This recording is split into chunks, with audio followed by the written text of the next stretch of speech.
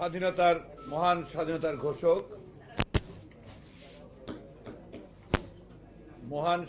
ঘোষক, বহুদলীয় গণতন্ত্রের পুনঃপ্রবর্তক এবং আজকের আধুনিক সমৃদ্ধ বাংলাদেশের স্থপতি শহীদ প্রেসিডেন্ট জিয়াউর রহমান বীর উত্তমের 40তম শাহাদাত বার্ষিকী এই মহান নেতাকে স্মরণ করছেন ডক্টরস অ্যাসোসিয়েশন অফ বাংলাদেশ এবং এই স্মরণ সভার সভাপতি ড্যাবের সভাপতি ডক্টর হারুন এখানে আমাদের মাঝে উপস্থিত আছেন। আজকে বিশেষ অতিথি হিসেবে আপনাদের অত্যন্ত প্রিয় নেতা, সকলের প্রিয় নেতা, বিশেষ করে আজকে ড্যাবের যারা এখানে নেতৃত্বে আছেন তাদের প্রিয় নেতা এবং ডাকসুর সাবেক ভিপি, 90-এর গণ আন্দোলনের প্রধান নেতা। আমি বলি যে স্বৈরাচারী আন্দোলনের স্বৈরাচারকে পরাজিত করবার যিনি প্রধান নায়ক, জনাব আমানুল্লাহ আমান, সাবেক সংসদ সদস্য এবং সাবেক মন্ত্রী, আমাদের মাননীয় চেয়ারপারসনের উপদেষ্টা জনাব আমানুল্লাহ আমান। এখানে উপস্থিত আছেন ড্যাবের সাধারণ সম্পাদক, ড্যাবের সম্মানিত নেতৃবৃন্দ এবং সম্মানিত চিকিৎসকবৃন্দ, উপস্থিত সুধীবৃন্দ, আসসালামু আলাইকুম। আমি প্রথমেই আপনাদের কাছে ক্ষমা চেয়ে নিতে চাই যে আমি আজকে আসতে আমার অনেক বিলম্ব হয়েছে, যে আপনাদের বোধহয় অনুষ্ঠান শুরু করাও বিলম্বিত হয়েছে। আমি খুব খুশি হতাম যদি আপনারা অনুষ্ঠানটা শুরু করে দিতেন আগে থেকেই, তাহলে এখন যে বিলম্ব হচ্ছে সেই বিলম্বটা আর হতো না। তো আমি বক্তব্য আমার খুবই সংক্ষেপে একেবারে মূল জায়গাগুলোতে আসার চেষ্টা করব। আজকে 40 বছর পরেও আমরা এই মানুষটাকে স্মরণ করছি কেন? আজকে 40 বছর পরেও যখন সরকার অত্যন্ত পরিকল্পিতভাবে, সুচিন্তিতভাবে তার নামটাকে মুছে ফেলার চেষ্টা করছে, তখন এই দেশের সব মানুষ কেন শহীদ প্রেসিডেন্ট জিয়াকে এখনো স্মরণ করছে? কারণটা কি? কারণ হচ্ছে যে আমাদের বাংলাদেশের মানুষের স্বাধীনতার আকাঙ্ক্ষা বহু আগে থেকে। অনেকে বলেন যে একদিনে হঠাৎ করেই আপনার স্বাধীনতা হয়ে গেছে, একটি মানুষ, একটি ব্যক্তি, একজন হাজার বছরের আপনার নেতা একজনের কারণেই দেশ স্বাধীন হয়ে গেছে। এই কথাটা সঠিক নয়। দীর্ঘকাল ধরে এদেশের মানুষ তার স্বাধীনতা আকাঙ্ক্ষা নিয়েই এখানে সংগ্রাম করেছে, লড়াই করেছে, প্রাণ দিয়েছে। আপনি যদি ইতিহাস পড়েন তাহলে দেখবেন সেই একেবারে আপনার তিতুমির বাঁশের কেল্লা থেকে শুরু করে তারও আগে থেকে, ইসাখা থেকে শুরু করে তারও আগে থেকে এদেশের মানুষের একটা স্বাধীনতার একটা আকাঙ্ক্ষা ছিল বরাবরই। পরবর্তীকালে আমরা দেখেছি প্রীতিলতা ওয়াদ্দার, সূর্য সেন, আমরা পরবর্তীকালে দেখেছি আপনার আমাদের দীর্ঘকালীন ধরে শেরে বাংলা ফজলুল হক, মাওলানা আব্দুল হামিদ খান ভাসানী, আমাদের সরওয়ার্দী সাহেব থেকে শুরু করে এমনকি আপনার তৎকালীন ছাত্রনেতা যারা ছিলেন আপনার 69-এর 69-এর মুভমেন্টের আগে থেকে, মাহবুবুল্লাহ বলেন, কাজী জাফর আহমেদ বলেন, তারাও কিন্তু আপনার স্বাধীন জনতান্ত্রিক পূর্ব বাংলা স্লোগান দিয়েছিলেন। এই যে আপনার ধারাবাহিকতার ফলে একটা রাজনৈতিক আকাঙ্ক্ষা সৃষ্টি হয়ে গেছিল মানুষের মধ্যে একটা স্বাধীন দেশে। এবং একথা বলতে এতটুকু দ্বিধা নেই যে আসলে 1966 সালের 6 দফা আন্দোলনের পর থেকে সেই আকাঙ্ক্ষা আরো তীব্র হয়ে ওঠে বাংলাদেশের মানুষের মাঝে। কিন্তু দুর্ভাগ্য আমাদের, যারা এই আকাঙ্ক্ষাকে তীব্র করে নিয়ে আসলেন, যারা এই আকাঙ্ক্ষার শেষ পর্যায়ে চলে আসলো, যখন বাংলাদেশের মানুষের সামনে একমাত্র স্বাধীনতার আকাঙ্ক্ষা ছাড়া কিছু নেই, স্বাধীনতার স্বপ্ন ছাড়া কিছু নেই, তখনই কিন্তু তারা পালিয়ে গেল। যেদিনই পাক সেনাবাহিনী আক্রমণ করলো 25 তারিখে, সেই রাতেই প্রধান নেতা তিনি পাক সেনাবাহিনীকে আত্মসমর্পণ করলেন এবং আপনার তাদের নেতৃবৃন্দ তারা সীমান্ত পার হয়ে চলে গেল। আমি তাদের কারোরই কোনো অবদানকে খাটো করে দেখতে চাই না, কখনো দেখিও নি। আমরা সবসময় বলি যার যে অবদান, সেই অবদানটা স্বীকার করা উচিত। একজন অখ্যাত মেজর, কেউ চিনি না আমরা, কেউ জানে না কোনোদিন নামও শুনিনি কেউ, যারা আমরা তখন আন্দোলনের সঙ্গে জড়িত ছিলাম। কারণ তখন তো আমরা যুবক, 71-এ 70-তে আমরা তখন একেবারে ছাত্র আন্দোলনের একটা পর্যায়ে, শেষ পর্যায়ে এসে আমরা স্বাধীনতার আন্দোলনের কাছাকাছি চলে এসেছি। আমরা নামও শুনি কোনোদিন। সেই চট্টগ্রামের কালুরঘাট বেতার কেন্দ্র থেকে আপনার সেই কণ্ঠ যখন বেশি শেষ ছিল, আমরা কিন্তু তখন হতাশ হয়ে গিয়েছিলাম। আমরা পালিয়ে বেড়াচ্ছিলাম, কারণ তখন পাকিস্তান আর্মি অলরেডি আপনার আক্রমণ করেছে, তারা গণহত্যা শুরু করেছে এবং একটা আপনার ধ্বংসযজ্ঞ শুরু করেছে। দিশাহীন জাতি। সেই সময় ওই কণ্ঠটি, ওই গলাটি, যে আমি মেজর জিয়া বলছি, we revolt, this we revolt, এই একটা শব্দ গোটা জাতিকে কিন্তু আমরা ইলেকট্রিফাই করে ফেলেছে, গোটা জাতিকে দাঁড় করিয়ে দিয়েছে। যে আমরা একটা নেতৃত্বের একটা ডাক শুনেছি, আহ্বান শুনেছি, একটা নেতৃত্ব সৃষ্টি হয়েছে নতুন ভাবে। সেই নেতৃত্বটা হচ্ছে শহীদ প্রেসিডেন্ট জিয়াউর রহমান নেতৃত্ব। হি ওয়াজ নবডি বিফোর দ্যাট, সে কেউ ছিল না তার আগে। সেই দিন থেকেই এই দেশের ইতিহাস, এই দেশের স্বাধীনতা যুদ্ধ, এই দেশের মানুষের হৃদয়ে তার জায়গাটা পার্মানেন্ট হয়ে গেছে। এবং সেই জন্যই আজকে 40 বছর পরে যখন আমরা তাকে স্মরণ করছি, তখন কিন্তু আমরা শ্রদ্ধার সঙ্গে মাথা অবনত করে এই মানুষটার কথা বারবার করে মনে করছি। একটা ক্ষণজন্মা পুরুষ, not like other leaders, not like other soldiers. তার সামনে একটা ভিশন ছিল, স্বপ্ন ছিল, একটা দূরদৃষ্টি ছিল, যে আমি একটা জাতি রাষ্ট্র তৈরি করব, যে জাতি রাষ্ট্র মাথা উঁচু করে দাঁড়াবে।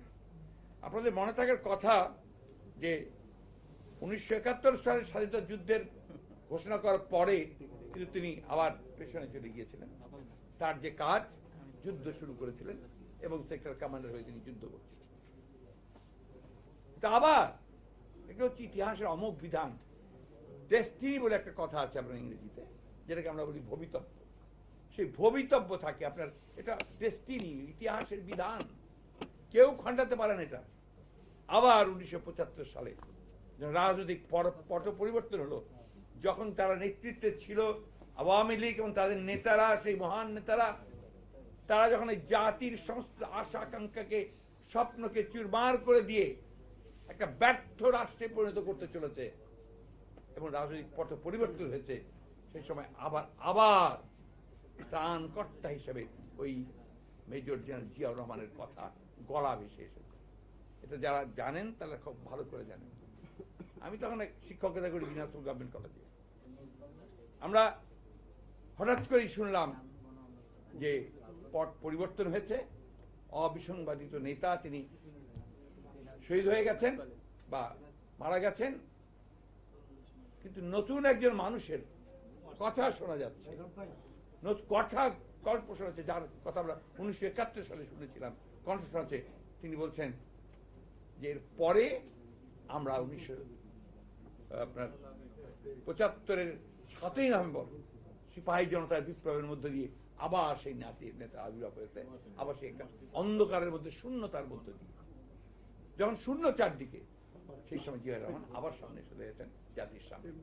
ওই যে আপনার নজরুল ইসলামের কবিতা আছেন আপনার, যে কান্ডারি লাগবে, মাঝি দরকার হবে, নদী পার হতে, ঝঞ্ঝা পার হতে, সমুদ্রে শক্ত একজন আপনার নাবিক, সৈনিক দরকার, নাবিক দরকার, যে নিয়ে যাবে সামনের দিকে।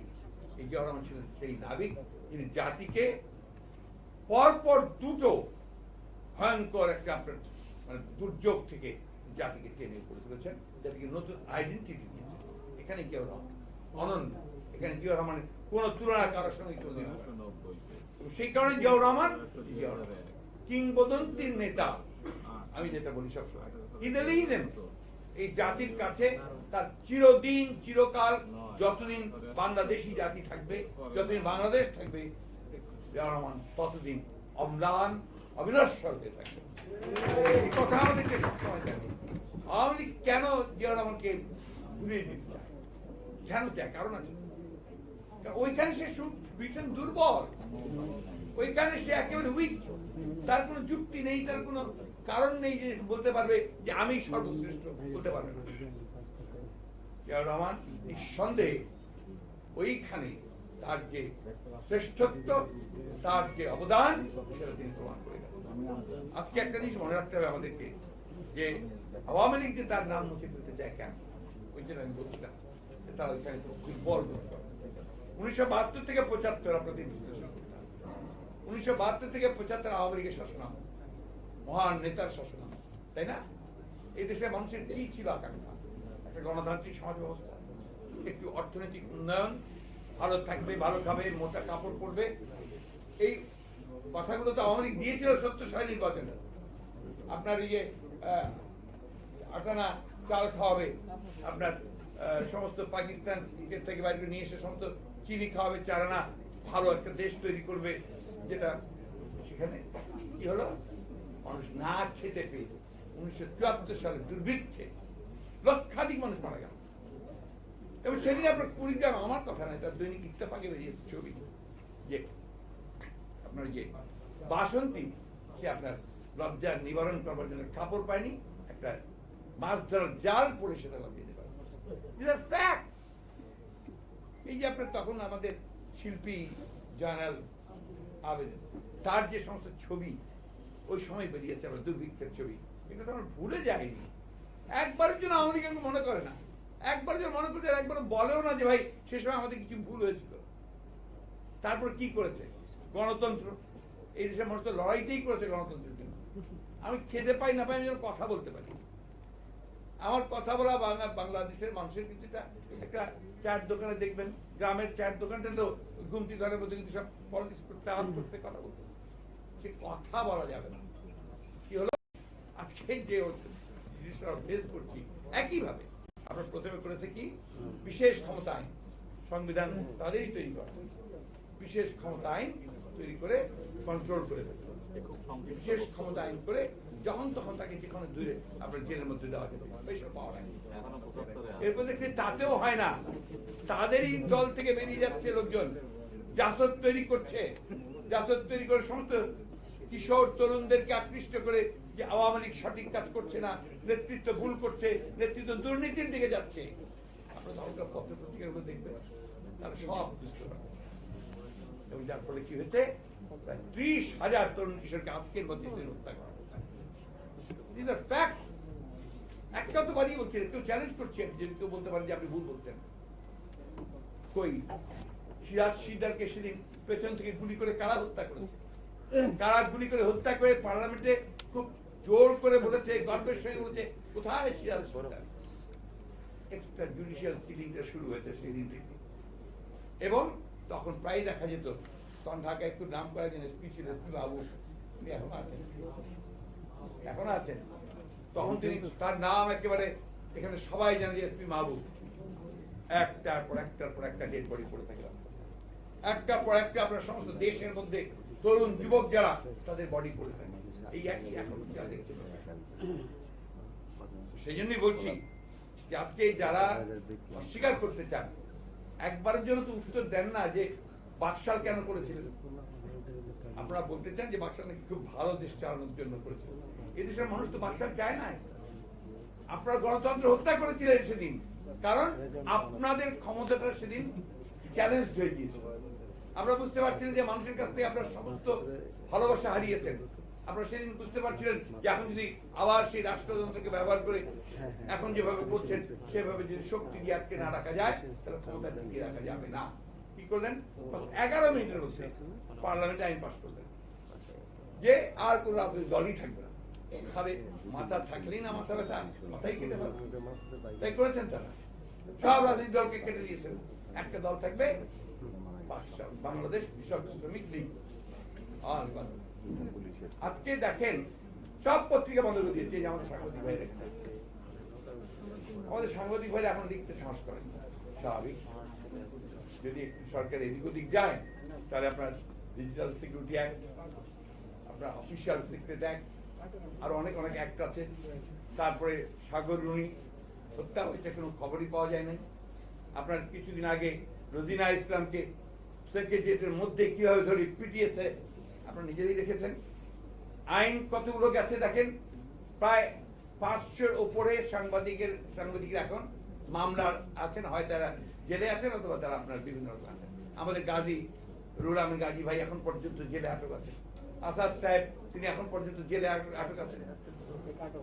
চ্যানেল কতগুলো বন্ধ হয়েছে দেখেন, চ্যানেল 1, দিগন্ত টেলিভিশন, ইসলামিক টেলিভিশন, আমার দেশ পত্রিকা এবং অনেক পত্রিকা, একটা শুধু আমার দেশ না, অনেকগুলো পত্রিকা বন্ধ হয়ে গেছে।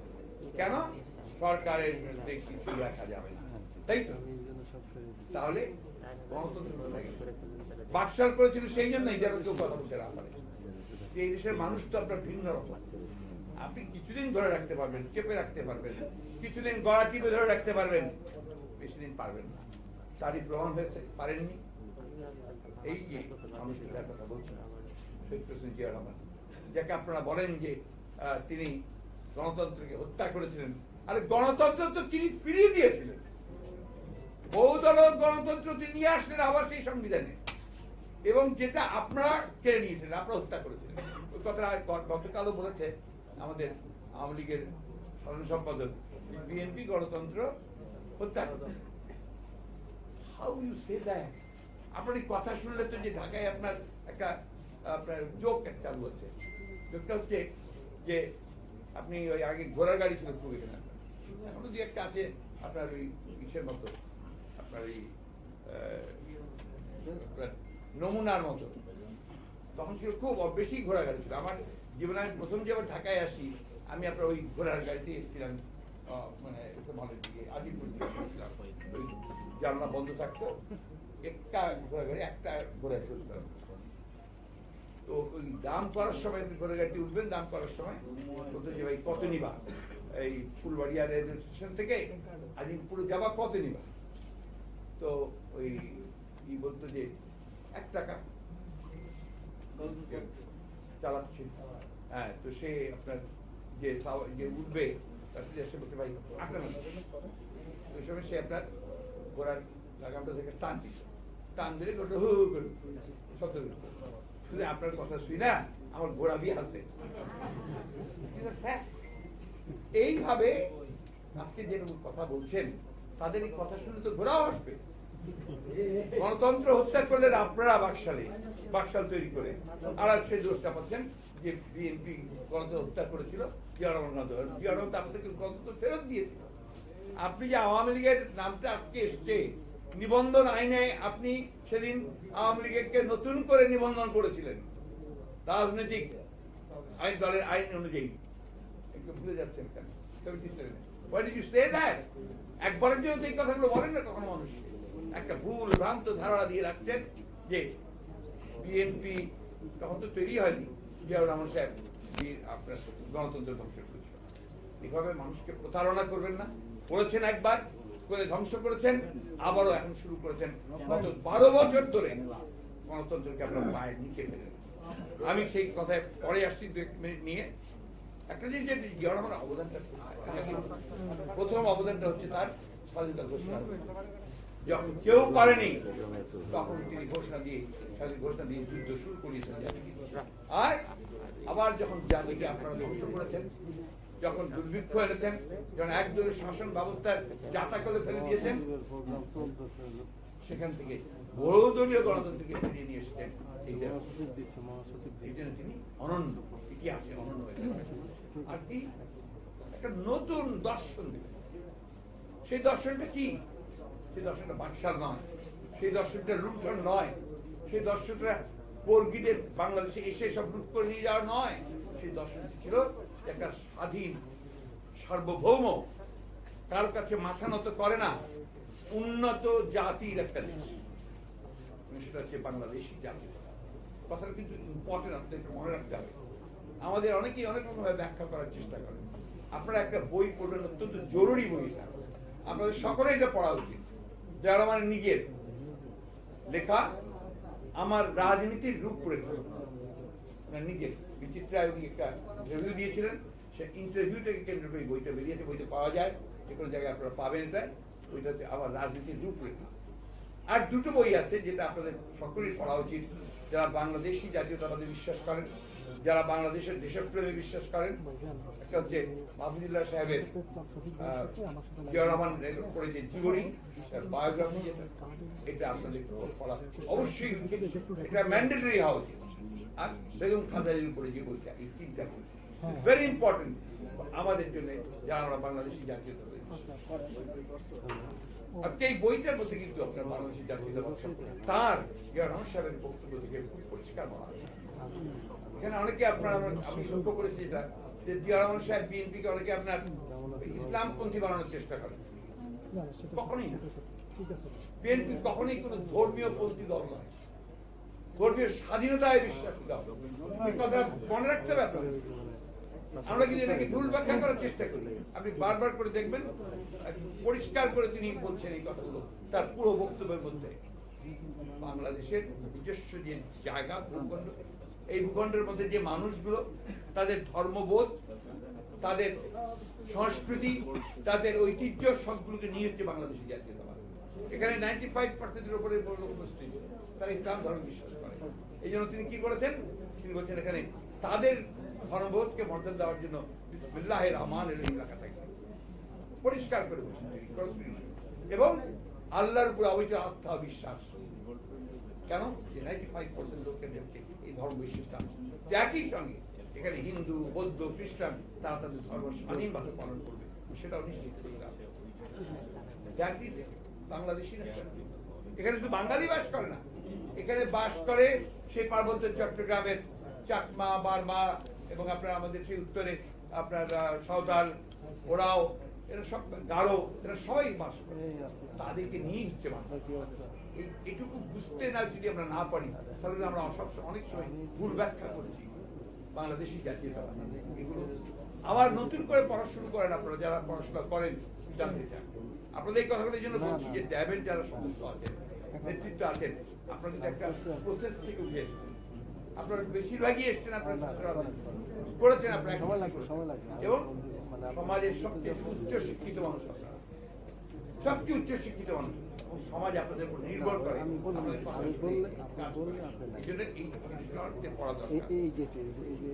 এরপরে ইতিহাস আমরা সবাই জানি যে আপনার জিয়াউর রহমান সাহেবকে ওই 31শে মেতে হত্যা যারা করেছিল, বাংলাদেশকে আবার তারা অন্ধকারের মধ্যে চলে দিয়েছিল, চেষ্টা করেছিল যে বাংলাদেশের সেই স্বাধীনতার যে চেতনা সেটাকে ধ্বংস করে ফেলা হবে, করে দিয়ে আবার একটা করদ রাজ্যে পরিণত করা হবে। পারে নাই, কারণ দেশটি বেগম খালেদা তার উত্তরসূরি, তিনি পতাকা হাতে তুলে নিয়েছিলেন, তিনি লড়াই করেছেন, সংগ্রাম করেছেন। এই যে এখানে আমাদের নায়ক বসে আছেন, তারা দীর্ঘ 9 বছর সংগ্রাম করেছেন এবং এর নেতৃত্ব ছিল বেগম খালেদা। তবে একটা কথা মনে রাখতে হবে, এই যে যারা ছাত্র আন্দোলন করেছেন তারা কিন্তু আপনার কোনো রাজনৈতিক দলের উপর নির্ভর করে না, তারা নিজেরাই শুরু করেছে। ঢাকা বিশ্ববিদ্যালয়, রাজশাহী বিশ্ববিদ্যালয়, সব জায়গায় কিন্তু তারা নিজেদের মধ্যেই তারা আন্দোলন শুরু করেছে, কাজ করেছে, আন্দোলন করেছে এবং তৎকালীন এরশাদের বিরুদ্ধে সমস্ত আন্দোলনকে তারা তৈরি করে ফেলেছে। অপেক্ষা করে থাকেনি কবে হুকুম হবে আর তারা কবে আন্দোলন করবে। দুর্ভাগ্য আমাদের যে আজকে আমি কালকেও বলেছি যে এখন সেই তরুণ সমাজ, সেই যুব সমাজ, সেই ছাত্র সমাজ কোথায়, যারা দেশের বিপদের দিনের সামনে এগিয়ে আসে, যারা দেখে অন্যায়ের বিরুদ্ধে প্রতিবাদ করে, তাদের সংখ্যা কিন্তু এখন একেবারেই নাই বলতে। খেয়াল করে দেখবেন, যখন আপনার কোনো ইউনিভার্সিটির ছাত্রীর আপনার ধর্ষণ হয়, অথবা আপনার কোন টিপাইমুখ বাঁধ নির্মাণ হয়, দেশের স্বার্থের বিরুদ্ধে যখন আপনার দেশ বিক্রি হয়ে যায়, তখন ঢাকা বিশ্ববিদ্যালয় থেকে মিছিল কম বের হয়। এটা তো কোনোদিন আমরা চিন্তা করতে পারি।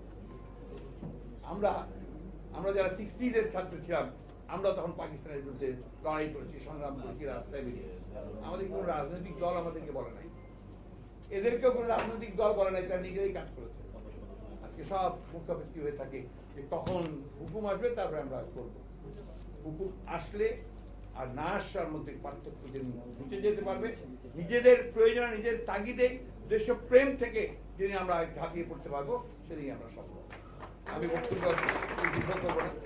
এই সরকার বর্তমানে যারা আছে তারা জনগণের সরকার, তারা পুরোপুরি ভাবে একটা জনগণের সঙ্গে প্রতারণা করে, বেঈমানি করে, তার জোর করে আজকে ক্ষমতা দখল করে আছে। আপনারা খুব ভালো করে জানেন যে 2008 সালের নির্বাচন তো আমরা আগেও বলেছি, ম্যাডামও বলেছেন বহুবার, যেটাকে আপনার গোয়েন্দাদের সাহায্য নিয়ে সেটাকে আপনার মানে প্রভাবিত করা হয়েছিল। একইভাবে 2014 একেবারেই ভোটারবিহীন নির্বাচন, ভোটারই জানি বলছি, কোন রাজনৈতিক দল সেই নির্বাচনে অংশগ্রহণ করেনি, সবাই বয়কট করেছিল, মনে আছে আপনাদের নিশ্চয়ই। কেন? যে তত্ত্বাবধায়ক সরকার যে বিধান ছিল সেই বিধানটা সরকার বাতিল করে দিয়েছিল। কেন বাতিল করলো তত্ত্বাবধায়ক সরকার? তত্ত্বাবধায়ক সরকার বাতিল করার একটাই কারণ, যে তত্ত্বাবধায়ক সরকার থাকলে নিরপেক্ষ নির্বাচন হবে, আর সেই নির্বাচনে কখনোই আওয়ামী লীগ জিতে আসতে পারবে না, জনগণ তাদেরকে আর ভোট দেবে না। এদিকে তাকিয়ে দেখুন যে ভারতবর্ষে একসময় সাম্প্রদায়িকতার বিরুদ্ধে মাথা উঁচু করে দাঁড়াতো এবং যে আপনার ধর্ম নিরপেক্ষতার কথা এত চিৎকার করে বলতো, সেখানে এখন ধর্মান্ধতা ছাড়া যেখানে সাম্প্রদায়িকতা উস্কে দেওয়া হচ্ছে। ভারতবর্ষের দিকে তাকিয়ে দেখুন আপনার পশ্চিমা বিশ্বের দিকে, এখনো ইউরোপ কিছুটা ঠিক আছে, আমেরিকাতে কোন রকমের কানে কপালে দিকে। ট্রাম্প যদি আবার নির্বাচিত হতো, ওখানে গণতন্ত্রের যে কি দশা হতো এটা বলা খুব মুশকিল। সেখানকার আমেরিকান প্রতিষ্ঠানগুলো খুব শক্তিশালী, গণতান্ত্রিক প্রতিষ্ঠানগুলো শক্তিশালী, কিন্তু প্রবণতা হচ্ছে কিন্তু আমরা ওই কর্তৃত্ববাদী সরকারের দিকে। গোটা পৃথিবীর একটা প্রবণতা হয়েছে কর্তৃত্ববাদী সরকার। আপনার অনেকগুলো এখন আপনার প্রচুর বইপত্র লেখা হচ্ছে, গবেষণা চলছে যে ইজ ডেমোক্রেসি ডাইং, গণতন্ত্র কি মারা যাচ্ছে বা গণতন্ত্র নিচের দিকে। এই জিনিসটা আমাদের বুঝতে হবে, না বুঝতে আমরা ভুল করতে পারি। তখনই আমরা আপনার আবেগে মনে করবো যে এখনো আমার হুকুম দিলেই সব চলে আসবে। আসে না স্যার, আসে না। কেন আসে না? কারণ যুগ সময় সব পরিবর্তন হয়ে গেছে। আগে ছাত্র এবং শ্রমিক তারা যে কোনো আন্দোলনের সবচেয়ে আগের ভূমিকা পালন করত, আমরা যেটা বলছি ভ্যানগার্ড, তাই না? এখন কোথায়? হবে না, বিএনপিকে মিটিং করতে বাধ্য করবে তারা, এটাই হয়েছে বরাবর। তরুণরা, যুবকেরা সবসময় 52 সালে ভাষা আন্দোলনে কারা আপনার টেনে নিয়ে এসে সবাইকে, আপনার রাজনৈতিক দলগুলোকে, ছাত্ররা। আপনার এই 70-এর নির্বাচনে কারা সবচেয়ে অগ্রণী ভূমিকা নিয়েছে? ছাত্ররা।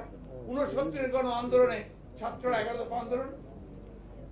আজকেও এই ছাত্রদেরকে, এই শ্রমিক শ্রেণীকেই, তাদেরকেই সবচেয়ে বড় ভূমিকা পালন না করলে আপনারা যেটা চাচ্ছেন, আমরা সবাই চাচ্ছি যে রাজপথে গণ আন্দোলনের মধ্য দিয়ে উত্থান হবে, উত্থানের মধ্য দিয়ে আপনার এই সরকার পরাজিত হবে, হবে অবশ্যই হবে। রাজপথে গণ উত্থানের সরকার পরাজিত, গণ উত্থান তৈরি করতে হবে। কারা তৈরি করবে? Who will create it? Young generation, তারাই পারে যে কোনো পরিবর্তন, তাদেরকেই সামনে আনতে হবে। এটা কখনোই আপনি আশা করতে পারেন না যে আমি আমাদের তো অনেক বয়স হয়েছে, আমার বয়স 72 পার হয়েছে, তারপরে আমি রাস্তায় এসে দাঁড়াই।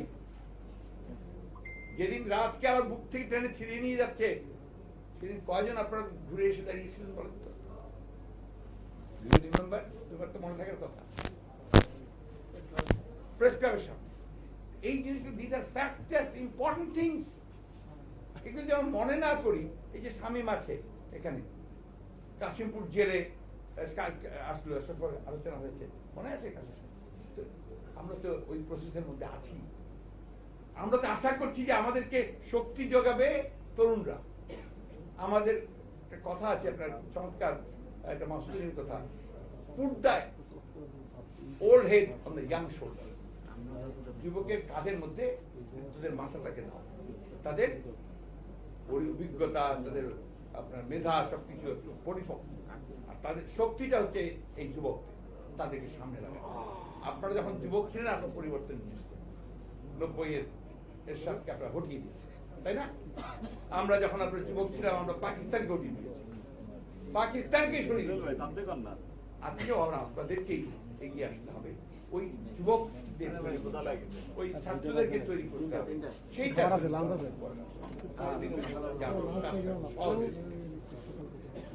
এই সরকার বহু ক্ষতি করেছে, এই দেশের, এই জনগণের, এই জাতির এত ক্ষতি কোথায় আর কেউ করে। প্রধান ক্ষতিটা করেছে তারা গণতন্ত্রের গলা টিপে মেরে ধারণা করছে যে গণতন্ত্রের কথা মুখে বলছে, কাজ দুটো নির্বাচন করেছে, একটি গণতন্ত্রের কোনো মানুষের সঙ্গে নেয়নি।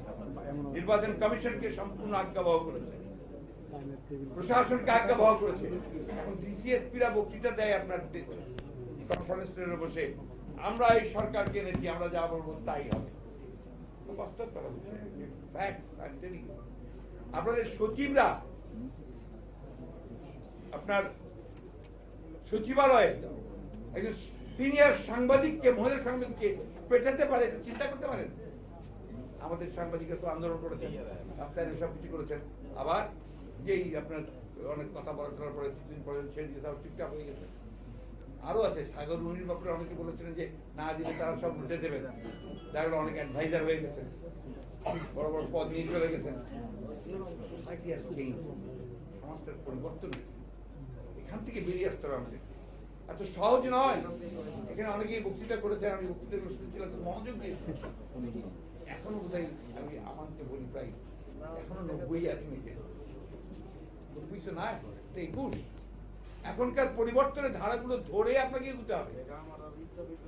এই পরিবর্তনের ধারাগুলো নিয়ে যদি আমি এগোতে না পারি, আমি কোনো মতেই আপনার সাকসেস করতে পারবো না।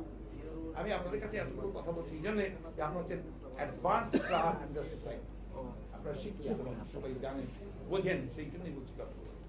আমাদের অনেকে আছেন যে বিএনপি ডাক দিচ্ছে না কেন? বিএনপি তখনই ডাক দেবে যখন বিএনপি মনে করবে যে ডাক দেওয়ার সময় হয়ে গেছে। ডাক দিয়েছে তো দিতে, বিএনপি ডাক দেয়নি। 2014 সালের নির্বাচন আগে 13 আমরা প্রায় 6 মাস আমরা একেবারে অপ্রতিরোধ আন্দোলন করে তুলিনি। আপনার গ্রামের গঞ্জে হাট বাজার পর্যন্ত বন্ধ হয়ে যায়নি।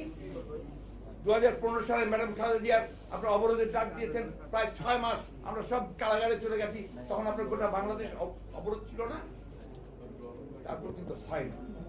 আজকে বার্মাতে প্রায় 1200 ছাত্র ছাত্রী সব মারা গেল, গুলি করে মেরে ফেললো। সরাতে পেরেছে? জানতাকে সরাতে পেরেছে জানতাকে? ইজিপ্টে আপনার আন্দোলন হয়ে আপনার নতুন সরকার নির্বাচন হলো, মুসলিম সরকার, একটা বছরও টিকতে পারেন না। পরিবর্তনগুলো আপনাকে বুঝতে হবে। সেই জন্য আজকে আমাদেরকে সঠিকভাবে পরিবর্তনগুলো বুঝে, সবচেয়ে বড় প্রয়োজন যেটাকে আপনারা জনতার ঐক্য তৈরি করতে। জনতার শক্তির কাছে কোনো শক্তি দাঁড়াবে না। আজকে সেই জনতার ঐক্য দাঁড় করা আমরা অনেক চেষ্টা করেছি। 2018 সালে আমরা নির্বাচনে গিয়েছিলাম, অনেকে আমাদেরকে বলে যে আমরা ভুল করেছিলাম। আমি মনে করি এখনো খুব জোরে সোরে বলতে পারি ভুল করেনি আমরা। এই জন্য করি যে আমরা চেষ্টা করেছিলাম সমগ্র জাতিকে ঐক্যবদ্ধ করে ওই নির্বাচনের মধ্য দিয়ে তাদেরকে পরাজিত করতে, আমরা পারিনি। এই জন্য পারিনি, তারা অনেক বেশি শক্তি হয়েছে।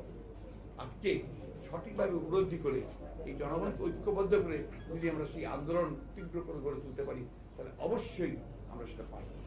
আরেকটা কথা আমাদের মনে রাখতে হবে সবসময়, যে আমাদের আন্দোলন, আমাদের সংগ্রাম সবকিছু প্রাণ শক্তি কিন্তু হচ্ছে আমাদের ম্যাডাম দেশনেত্রী বেগম খালেদা জিয়া। তিনি হচ্ছেন সেই ব্যাবিলনের বংশীবাদক, যার বাঁশি না বাজলে মানুষ বের হয়ে আসে না। যেটাকে আমরা সব যতই বলি কেন অস্বীকার করতে পারবো না। আজকে সেই ম্যাডামকে তারা বন্ধ করে দিয়েছে। ওরা অত্যন্ত পরিকল্পনার সঙ্গে কাজগুলো করেছে। নির্বাচন 2018 নির্বাচনের আগেই তাকে আটক করেছে। আমাদেরকে তাকে মুক্ত করতে হবে, তার মুক্তির জন্য আমাদের সেই সংগ্রাম গড়ে তুলতে হবে এবং গণতন্ত্রকে ফিরিয়ে আনতে হবে। পরিষ্কার কথা, এই সরকারের অধীনে কোনো সুষ্ঠু নির্বাচন হতে পারে না। এই নির্বাচন কমিশন কখনো সুষ্ঠু নির্বাচন করতে পারবে না। সুতরাং তাদেরকে যেতে হবে, গিয়ে একটা নিরপেক্ষ সরকার, নিরপেক্ষ নির্বাচন কমিশনের অধীনে নির্বাচনের মাধ্যমেই এই পরিবর্তনটা আসবে। এটা আমাদেরকেই করতে হবে, অন্য কেউ করে দিয়ে যাবে না। আমেরিকা করে দিয়ে যাবে না, চীন করে দিয়ে যাবে না, ভারতও করে দিয়ে যাবে না। বাংলাদেশের মানুষই বারবার করেছে, এটা পরিবর্তন এনেছে। এবার বাংলাদেশের মানুষকে আনতে হবে এবং সেটা নেতৃত্ব অবশ্যই বিএনপি অঙ্গ সংগঠনের সহযোগী সকল সংগঠনকে দিতে হবে। আমি আর বক্তব্য শেষ করছি। শহীদ প্রেসিডেন্ট জিয়া রহমান সাহেব আমাদেরকে আদর্শ দিয়ে সেই পথ দিয়ে গেছেন যে সবচেয়ে দুঃসময়ে মাথা উঁচু করে দাঁড়ানো, সবচেয়ে দুঃসময়ে সঠিক কাজটা করা আর জাতিকে ঐক্যবদ্ধ করা। আরেকটা কথা যেটা খুব জরুরি হয় মনে করি, যে president Zia politics of reconciliation করেছে, সমঝোতার রাজনীতি।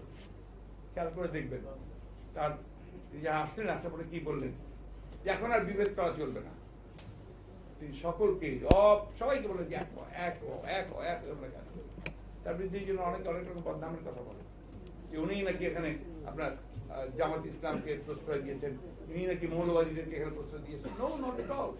উনি চেয়েছিলেন সবকিছু ভুলে গিয়ে আমরা একসাথে চলি, এবং যেটা ভিয়েতনামে করেছে, যেটা চীনে করেছে, অন্যান্য বিপ্লব যে সমস্ত দেশগুলোতে হয়েছে সে সমস্ত দেশে কিন্তু সবকিছু ভুলে গিয়ে তারা একসাথে কাজ করেছে। 50 বছর আগে কি হয়েছিল ওটা নাকি আমি এখন ওইভাবেই চলবো? এখন তো নতুন জেনারেশন এসছে, নতুন মানুষ এসছে, নতুন রক্ত এসছে, তাদেরকে নিয়ে আমাদের সামনে দিকে আসুন। আমি বক্তব্য দীর্ঘ করবো না। আমার মনে হয় যে আমরা অনেক কথা বলেছি ইতিমধ্যে, এখন কথা না বলে আসুন আমরা সংগঠন তৈরি করি। আমরা সর্বক্ষেত্রে নিজের সংগঠন তৈরি করি, সবখানে যাই। এই সরকারের সবচেয়ে বড় ব্যর্থতা এই শতাব্দীর যে কোভিড-19, এটা মোকাবেলায় তারা সম্পূর্ণ ব্যর্থ হয়েছে। It's the biggest challenge in the century. আমি বলি না যে তারা সব পেরে যাবে, মুহূর্তের মধ্যে পেরে যাবে। নো, সবাই মানুষকে একসাথে টিকা দিয়ে দিতে পারবে না। তাদের যে উদ্যোগটা, তাদের যে ম্যানেজমেন্টটা, মানুষের মধ্যে আস্থাটা আনতে হবে যে হ্যাঁ এই পারবো, সেই আস্থাটা তারা প্রথম থেকে আনতে পারেনি। এই যে এখানে যারা ড্যামে বসে আছেন, ওরা আমি খুব ঘনিষ্ঠভাবে কাজ করেছি। যখন শুরু হলো কোভিড, আমরা এই ট্যাবের সবাই নেমেছি, তারা আপনার সচেতন করেছেন, লিফলেট দিয়েছেন, পোস্টার দিয়েছেন, মাস্ক দিয়েছেন, তারা আপনার বিভিন্ন জায়গায় হাত ধোয়ার জন্য ব্যবস্থা করেছেন, তারা আপনার টেলি মেডিসিন দেওয়ার ব্যবস্থা করেছেন, অ্যাম্বুলেন্স তৈরি করেছেন, তারা সিলিন্ডার দিয়েছেন, ছুটে গেছেন যেখানে যেখানে অক্সিজেন দরকার, তারা করেছেন, করছে, এখনো করছেন। এখন আপনার কল সেন্টার আছে না, তাহলে চেষ্টা করছি, এবং চেষ্টা করে করে করে কিনা আমরা মনে করি যারা মানুষের কাছে তারা চেষ্টাটাও করেন। একটাই তো লক্ষ্য, খালি দুর্নীতি করবে, খালি চুরি করবে, যেখানে যা কিছুর মধ্যে খালি চুরি। দেখেন না যে টেস্ট, প্রথম জিনিসটা আমি বলবো টেস্টের মধ্যে চুরি, সার্টিফিকেট দিবে ওখানেও চুরি। মজার ব্যাপার হচ্ছে মাস্ক কিনবে সেখানেও চুরি, পিপি কিনবে তাও চুরি। আপনি দেখেন মজার ব্যাপার হচ্ছে একটা কথা না বলে পারছি না, যে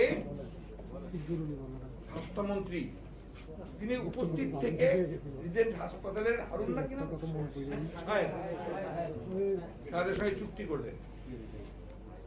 সাহেবকে জেলে নিলেন, হারুন মন্ত্রীকে নিলেন না কেন? কত মন্ত্রী চাকরিতে গেল না কেন? Is equally responsible. উনি উপস্থিত ছিলেন, অ্যাবেটার হিসেবে তাকে প্রদান করতে হবে। কোন জায়গায় এটা করেন আপনারা? দ্বিতীয়বার কি হলো? দ্বিতীয়বার হলো যে আপনারা আবার যে কোভিড আসবে, এটা তো সবাই বলছে যে দ্বিতীয় ঢেউ আসবে। আপনারা এর মধ্যে একটা হাসপাতাল উদ্ধার করবেন, তাই কেন যে আরেকটা নতুন হাসপাতাল করতে হলে আবার নতুন পয়সা পাওয়া যাবে। কমিশন ছাড়া কিচ্ছু বোঝে না। এবং একটা আমার কথা নয়, এই দেখেন আজকে প্রথম আলো দেখেন, কালকে পার্লামেন্টে ওদের একজন এমপি বলছে বড় চোরদের দুর্নীতিতে মাথা হেট হয়ে যায়। ওরা ছোট চোর, বড় চোরদের দুর্নীতিতে মাথা হেট হয়ে যায়। দিস ইজ দেয়ার আটারনেস, তাদের আটারনেস। আমার কথা নয়, আপনি যেখানে যতগুলো দেবপ্রিয় ভট্টাচার্য, ডক্টর বিখ্যাত তিনি বলছেন এখন তথ্যপত্র নিয়েও নৈরাজ্য চলছে। আগে তো শুধু আপনার নৈরাজ্য চলছে, এখন স্ট্যাটিস্টিক্স আপনি দেখেন না, একটা স্ট্যাটিস্টিক্স নেই। আপনাদের টেস্টের রিপোর্ট একটা ঠিক আছে, এই যে আপনার আক্রান্ত হচ্ছে তার রিপোর্ট ঠিক আছে, এই যে আপনার মারা যাচ্ছে তার রিপোর্ট ঠিক আছে, একটা রিপোর্ট ঠিক আছে, টাকা কত পাচার হচ্ছে সেগুলো ঠিক আছে। বাড়ি হচ্ছে আপনার কানাডায়, বাড়ি হচ্ছে মালয়েশিয়াতে, বাড়ি হচ্ছে সৌদি আরবে, তৈরি হচ্ছে লন্ডনে, হচ্ছে নতুন নতুন বাড়ি তৈরি হচ্ছে, মল তৈরি, শপিং মল তৈরি হচ্ছে। কেউ আর দেশে টাকা রাখে না, কারণ জানে এখানে সময় আসবে যখন জনগণ প্রত্যেকটা হিসাব নেবে, হিসাব নেওয়া হবে, মানুষ এই দেশে হিসাব নেবে অবশ্যই। তাই আমি আজকে আপনাদেরকে ধন্যবাদ জানাতে চাই যে আপনারা এই মহান নেতাকে স্মরণ করছেন, সঙ্গে সেই মহান নেতার যে আদর্শ, সে আদর্শকে অনুসরণ করতে হবে, তার রাজনীতিকে বুঝতে হবে, তার দর্শন বুঝতে হবে। সে আমাদের দেশের যে যিনি আমাদের অনুপ্রেরণা, যিনি আমাদের গণতন্ত্রের প্রতীক, তাকে মুক্ত করতে হবে, এবং যিনি সে ৮,০০০ মাইল দূর থেকে আমাদের নির্দেশনা দিয়ে আমাদেরকে আপনার সংগঠিত করছেন এবং আমাদের গণতন্ত্রের মুক্তি, দেশনেত্রীর মুক্তির জন্য যিনি আমাদেরকে নেতৃত্ব দিচ্ছেন, তাকে দেশে ফিরিয়ে আনতে হবে। আসুন আমরা সেই লক্ষ্যে আমরা আন্দোলন সংগ্রামের মধ্য দিয়েই আমরা আবদ্ধ হতে চাই। ধন্যবাদ।